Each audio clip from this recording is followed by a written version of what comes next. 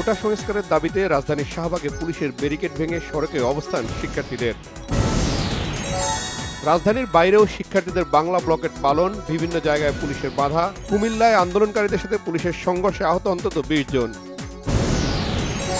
সরকার চাইলে সরকারি চাকরিতে নিয়োগের ক্ষেত্রে বিদ্যমান কোটা পরিবর্তন ও পরিবর্ধন করতে পারবে, হাইকোর্টের দেয়া রায়ে একথা বলা হয়েছে।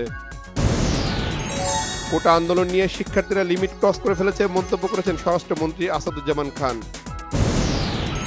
রাজনৈতিক দুর্বিসন্ধি চরিতার্থ করার চেষ্টা ঠেকাতে রাজপথে থাকবে ছাত্রলীগ। কোটা বিরোধী আন্দোলনে ভয়ভীতি দেখাতে ছাত্রদল নেতা আতিকুর রহমান রাসেলকে গুম করা হয়েছে, আশঙ্কা ছাত্রদল নেতাদের।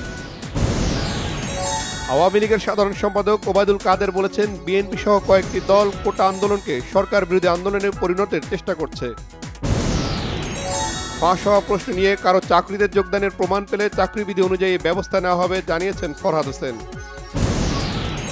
দাবি না মানা পর্যন্ত ক্লাস পরীক্ষা বর্জন সহ আন্দোলন কর্মসূচি চালিয়ে যাওয়ার ঘোষণা বিশ্ববিদ্যালয় শিক্ষক কর্মচারী নেতাদের। প্রত্যয় পেনশন প্রজ্ঞাপন প্রত্যাহার সহ বিভিন্ন দাবিতে আজও কর্মবিরতি পালন পাবলিক বিশ্ববিদ্যালয় শিক্ষকদের। দুর্নীতির মামলায় অভিযোগ গঠন চ্যালেঞ্জ করে ডক্টর ইউনূস সহ অন্যদের করা আবেদনের বিষয়ে 21 জুলাই আদেশ দেবে হাইকোর্ট।